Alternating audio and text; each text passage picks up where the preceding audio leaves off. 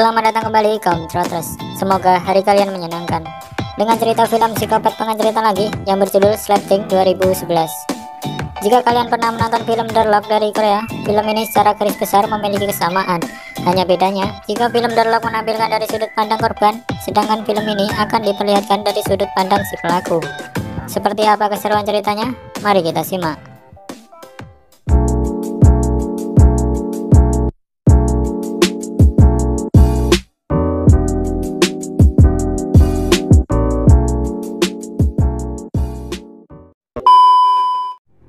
Diawali dengan pria ini yang akan meloncat dari atas sebuah gedung apartemen karena menganggap hidupnya menderita dan tak pernah merasakan kebahagiaan. Film pun dimulai. Hari Senin, tampak dirinya terbangun oleh alarm yang menunjukkan jam 5 pagi dan seorang wanita yang masih tertidur di sebelahnya. Ia pun berkemas yang kemudian pergi menuju suatu ruangan lain, terlihat bersiap untuk memulai rutinitas. Orang ini bernama Cesar. Dirinya bekerja sebagai resepsionis sekaligus tinggal di apartemen tersebut. Di sisi lain, seorang wanita bernama Clara yang baru saja terbangun, namun dengan wajah yang lesu, seperti memiliki masalah dengan tidurnya. Di lantai bawah, si bocil bernama Ursula yang akan pergi sekolah tiba-tiba mengambil Cesar, yang kemudian memberinya sejumlah uang, yang entah itu uang untuk apa. Namun si bocil membalas dengan memuntahkan minumannya. Cesar pun hanya tersenyum. Tak lama berselang, Clara sampai di bawah untuk berangkat bekerja, yang di sana bertemu Cesar. Mereka bertegur sapa layaknya manusia pada umumnya. Waktu istirahat kerja, Cesar pergi ke kota pos untuk mengirim beberapa surat yang ditujukan untuk seseorang yang bernama Clara. Setelah itu, ia pergi ke rumah sakit untuk mengunjungi ibunya, seperti hari-hari biasa. Saat kembali, ia mendapat teguran dari Pak Manajer karena dianggap tidak tepat waktu dalam bekerja. Malam harinya, saat jam kerja telah selesai, datanglah dua orang. Mereka adalah ibu dan anak petugas kebersihan di apartemen tersebut. Setelah memberikan sebuah kunci, ia pun kembali ke kamarnya, yang kemudian pergi dengan mengambil kunci 5B. Beralih ke Clara yang baru pulang kerja sambil membawa beberapa surat yang isinya kata-kata pelecehan untuk dirinya dari orang yang tidak dikenal. Di sini kita tahu jika Cesar lah yang mengirim surat-surat itu, tapi apa tujuannya nanti kita akan tahu. Oke, lanjut. Diperlihatkan kepribadian Clara adalah seorang yang periang dan anti galau. Waktu akan tidur, tanpa ia sadari jika ada seekor manusia di bawah ranjangnya. Saat mengetahui Clara telah tertidur, Cesar pun mengambil sesuatu yang diselempetkan di bawah ranjang yang ternyata adalah masker dan sebotol obat bius. Ia pun keluar lantas membius Clara. Yang terjadi selanjutnya adalah tidak begitu pantas, jadi tidak saya tampilkan. Oke, langsung aja. Di sela waktunya ia menyapu tasnya dengan memasukkan semacam cairan ke perlengkapan kosmetik milik Clara, seperti bedak, krim, sampo, dan lain-lain. Yang di sana ia juga tahu jika Clara tidak suka dengan serangga. Hari Selasa, ia kembali terbangun jam 5 pagi, yang kemudian pergi. Namun saat sampai di luar, ternyata ada si bocil Ursula yang memergokinya. Si bocil mengatakan jika uang yang selama ini diberikan tidaklah cukup untuk uang tutup mulut, sehingga ia pun meminta tambahan yang harus memberinya kaset CD film pengecotan, dan mereka pun sepakat. Paginya, Clara yang akan berangkat bekerja, ia mendapatkan email dari orang yang tidak dikenal, di mana isinya sama seperti surat yang pernah ia dapat sebelumnya. Waktu Cesar sedang menulis beberapa surat, tiba-tiba ada yang mengetuk pintunya, dan ternyata adalah si bocil yang menagih janji. Kemudian Cesar memberikan kaset CD film pengecotan koleksi terbaru miliknya, lantas menyuruhnya pergi. Saat jam kerja, ia kembali dimarahi Pak Manajer karena tidak mengerjakan perintah dan membiarkan tanamannya mati.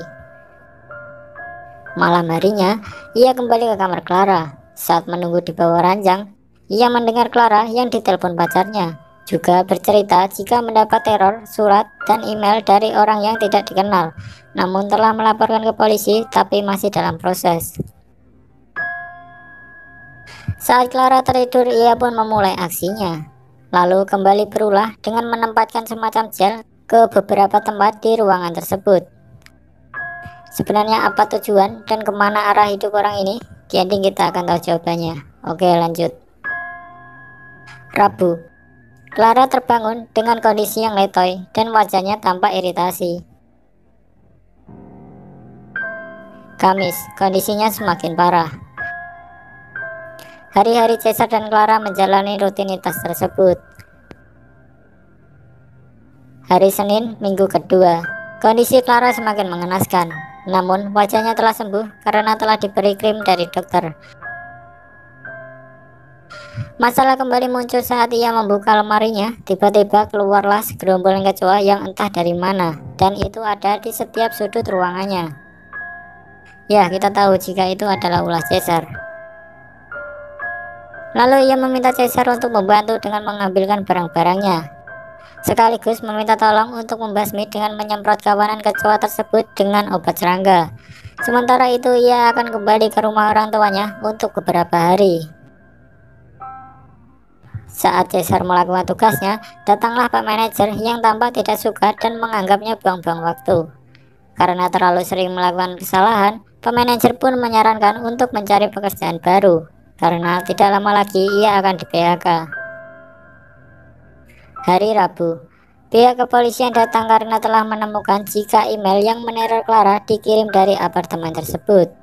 Namun entah bagaimana caranya, Caesar dapat merekayasa sehingga polisi menetapkan petugas kebersihan sebagai pelakunya. Sebab polisi menemukan amplop yang sama persis yang biasa dikirim ke Clara ada di ruangannya, sehingga ia dan ibunya ditangkap.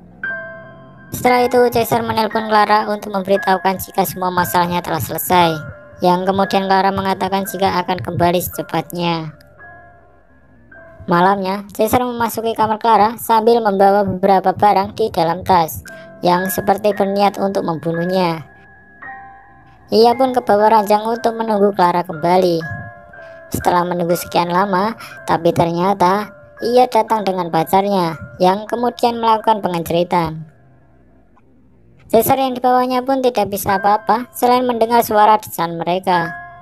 Karena kejutannya terlalu liar, tak diduga obat bius yang diselempetkan di bawah ranjang itu pun terjatuh. Alhasil tumpah dan mengenai wajahnya. Tak menunggu lama, ia pun mulai merasakan efeknya. Karena tidak mau tertidur di sana, ia pun berusaha keluar. Saat sampai di depan pintu dan akan membukanya, tapi ternyata salah mengambil kunci. Kamis, ia terbangun oleh Clara yang akan mandi. Belum sempat melihat, Clara dipanggil pacarnya karena menemukan sebuah tas di sana. Clara menjelaskan, mungkin saja itu barang milik tukang semprot serangga yang tertinggal. Caesar pun bergegas pergi. Saat mereka berada di kamar mandi, ia menyelinap mengambil kunci yang ada di dalam tasnya. Dan saat akan keluar yang ternyata ketahuan. Tapi saat ditanya, ia dapat membuat alasan jika mengambil barangnya yang tertinggal. Namun Jordi, pacar Clara, tampaknya tidak terlalu percaya. Setelah Clara mengambilkan barangnya, ia pun pergi. Saat akan menuju habitatnya, tak disangka di sana sudah ada pemilik apartemen yang menunggunya untuk memberikan surat PHK dan mengatakan jika ia punya beberapa hari untuk mengosongkan tempatnya. Waktu berkemas, ia bertemu Clara dan Jordi yang akan pergi beberapa hari. Dan ternyata hal itu membuatnya galau serta merasa putus asa. Lalu kita akan diperlihatkan pada scene awal tadi, di mana dirinya akan mencoba bunuh diri. Namun membatalkan aksinya karena di bawah melihat Clara dan Jordi yang tiba-tiba kembali. Sampainya di kamar, mereka berdebat karena Clara telah hamil dan pacarnya menyangkal jika itu perbuatannya. Lantaran mereka tidak bertemu berbulan-bulan dan setiap melakukannya selalu memakai pengaman. Tanpa mereka sadari, ternyata Caesar telah berada di bawah ranjang. Saat mereka tertidur dan tentu saja telah dibius, Caesar melakukan aksinya yang terakhir kali dengan tidur di antara mereka serta sedikit penceritaan dengan Clara. Hari Jumat, Cesar yang di kamar tiba-tiba didatangi Jody yang memintanya untuk menyemprot lagi dengan beralasan masih terdapat serangga. Saat sampai, yang kebetulan Clara sedang tidak ada di tempat. Kemudian diarahkan ke kamar yang ternyata Jody telah menemukan barang-barang Cesar di bawah ranjang termasuk obat biusnya. Ia tahu jika selama ini Cesar selalu datang dan melakukan pengenceritan dengan pacarnya karena pernah kepergok waktu itu. Sehingga terjadilah keributan. Namun Cesar dapat meraih serpihan kaca lantas menusuk leher Jody yang kemudian menyeretnya ke kamar mandi dan memasukkan ke bak mandi. Lantas ia merekayasa sehingga tampak seperti korban bunuh diri. Setelah itu merapikan tempat tidurnya. Saat masih berkemas, tiba-tiba ada yang mengetuk pintu dan ternyata adalah polisi yang mencarinya. Ditampilkan juga Clara yang menangis terseduh-seduh. Karena tidak yakin jika korban bunuh diri, polisi menginterogasi bahkan mencurigainya karena ia yang memiliki akses semua kunci di apartemen tersebut. Namun ia dapat meyakinkan jika tidak tahu apapun dan menyarankan untuk menginterogasi orang di kamar yang bersebelahan. Lantaran masih ada satu orang yang mengetahui kebusukannya selama ini, ia mendatangi Ursula lantas mengancam agar tidak mengatakan perbuatannya kepada siapapun. Setelah beberapa bulan berlalu, Cesar kembali membuat surat. Ditampilkan Clara dengan anaknya yang telah lahir, yang lantas ibunya memberitahukan jika ia mendapat surat. Saat dibuka dan dibaca, isinya adalah pengakuan Cesar tentang apa yang selama ini ia lakukan kepadanya, dan mengklaim jika anak itu adalah hasil pengenceritanya. Seketika Ambyar lantas menangis jadi-jadinya. Di ending ditampilkan Cesar dengan senyum bahagianya sambil mengatakan, yang akhirnya ia tahu rasanya kebahagiaan. Film pun selesai.